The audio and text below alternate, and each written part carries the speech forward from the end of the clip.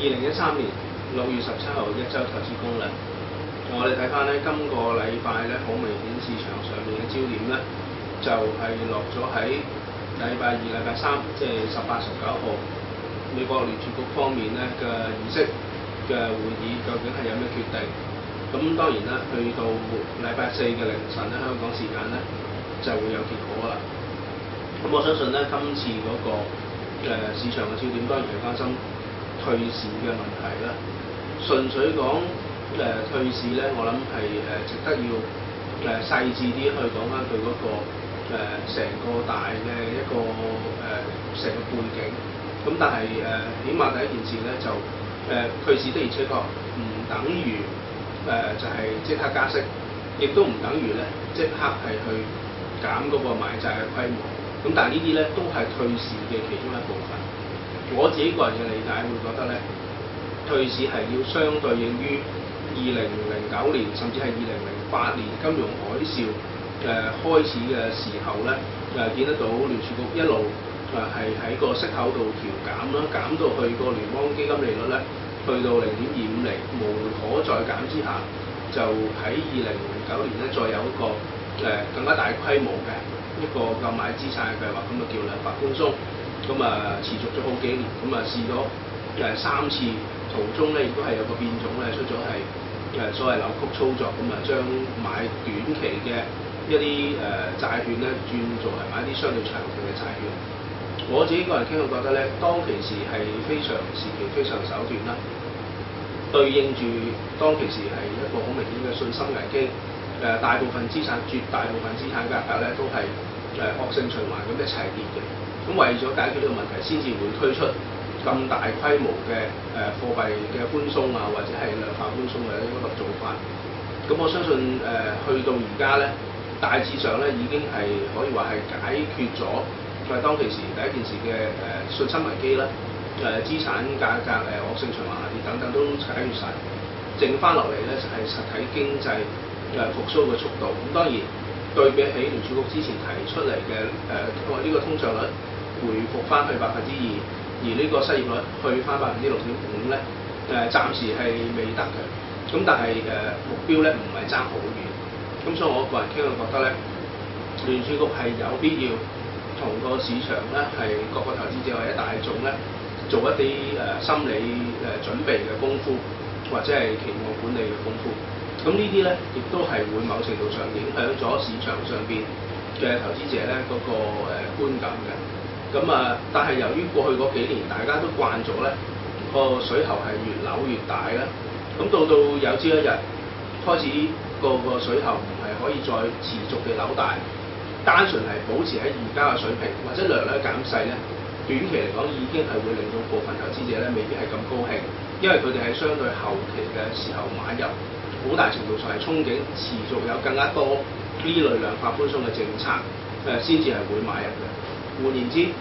如果之前頭先講嘅，由於金融海嘯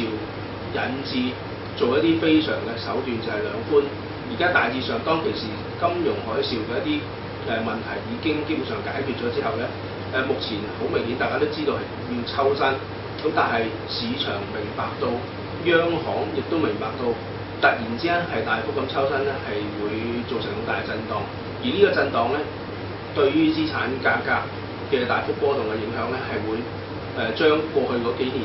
好辛苦先經營得到嘅嗰個相對穩定嘅環境啊，信心嘅存在啊，以至係某程度上咧可以話一個泡沫咧，突然之間係主動地篤爆佢咧，我相信聯儲局本身咧係唔會願意咁做，咁所以咧係會不斷透過嚟緊嗰幾次嘅會期啦，即係除咗今次會期啦，仲有多幾次嘅會期咧，都會係不斷係同市場溝通，希望市場咧係逐部分將佢哋之前累積咗嘅，無論係好倉、淡倉、長倉、短倉都好咧，逐部分係減到一個程度咧，就整體成個市場嗰個系統風險可以降低，聯儲局就唔需要自己主動去篤爆呢個泡沫佢嘅。咁基於呢一個咁嘅憧憬底下咧，咁我相信由於喺5月中伯南克講嘢之後咧，世界上邊唔同嘅市場，包括日本股市啊、日元啊、港股啊、債市啊、以至好多防守性嘅一啲工具，房託啊、公用股啊、企業債等等咧，其實都有一個拆倉潮。去到3個幾禮拜，然之後嗰個幅度亦都係大嘅時候咧，有機會咧投資者開始會估計，因為美國始終都仍然係相當依賴靠呢個發外債以新債去冚舊債嘅一個咁嘅做法咧。聯儲局亦都未必係希望呢個債息係真係會急升，咁所以有機會係今次個會期咧，講少少言論去淡化翻之前5月中嗰一番嘅言論。咁但係我自己個人傾向覺得咧，究竟會去到咩程度，淡化到咩程度咧，其實都未必係咁如人意。咁但係如果能夠真係有呢類咁嘅説話出嚟咧，起碼係會幫啱啱呢3個禮拜嗰個你可以話唔少資產嘅價格嘅變動咧，係做一個新嘅行情出嚟。我自己個人傾向相信咧，你睇翻就以個金價作為一個預測嘅工具咧，喺目前大概呢5個交易日咧，大概30蚊美金左緊一個區間咧，係窄幅度上落咧，好明顯係一個觀望，亦都係等待突破。咁呢個突破當然係大家期望會係喺禮拜4啦、凌晨啦，或者係禮拜3嘅時候咧，美國聯儲局講嘢嘅時候咧，基本上就已經係可以知道個方向。我自己傾向覺得咧，呢一點咧，亦都係印證翻喺匯市上邊咧，個日元咧去到大概而家94、95附近咧，應該亦都係穩定下來嘅。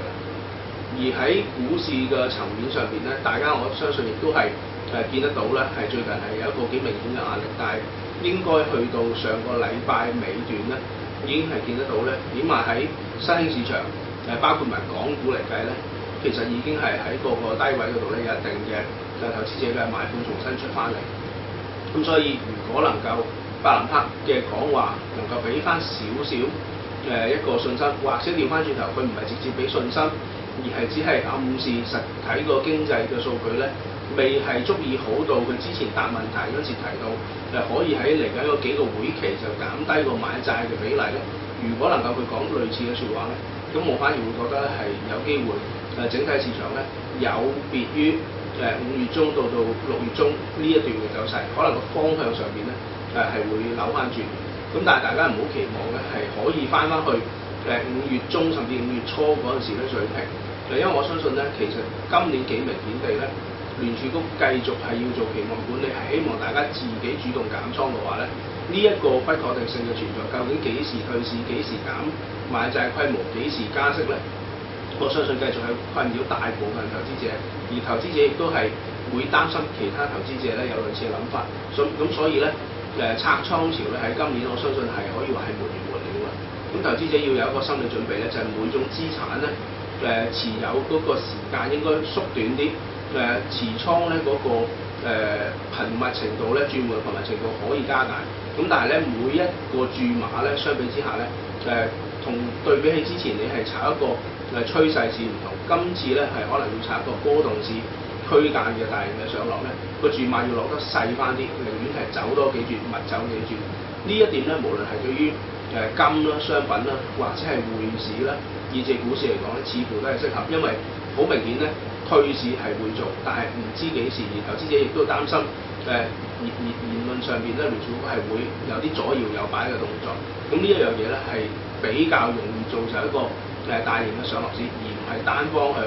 嘅一個升市或者一件事。咁但係我相信咧，幾明顯地，如果你真係要揾個方向咧，就係過去嗰3年個資產嘅價格嘅走向，我相信咧，而家要調翻轉頭，所謂拆倉將之前嗰個方向咧調翻轉咧，咁呢方面嘅睇法咧應該會比較準。咁如果用嗰個金價嚟睇咧，我相信短期嚟講咧，可能有機會企住喺現水平。咁但係咧，最終咧，佢同嗰個日元啊，以至係日股嘅關係咧，會係變得更加緊密、更加明顯。因為最直接地同拆倉有關係咧，就似乎係從呢一個層次可以睇得到出嚟。咁而港股方面咧，暫時嚟講去到21,000點會增持。如果你真係要睇翻比較穩陣啲咧，已經去到喺舊年9月中嘅時候，9月13號、14號之間咧，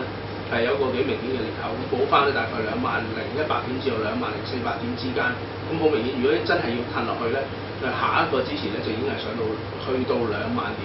而比較大啲嘅阻力咧就去到22,500點。咁但係無論如何咧，短線嚟講咧，守住21000咧，有機會投資者會重新買翻啲之前跌得比較多啲嘅，例如房託啦，或者係地產股作為一個短炒，但係個幅度咧對比起之前個下跌咧，可能只係能夠翻之前嗰段下跌嗰個跌幅咧嘅1半或者3分嘅。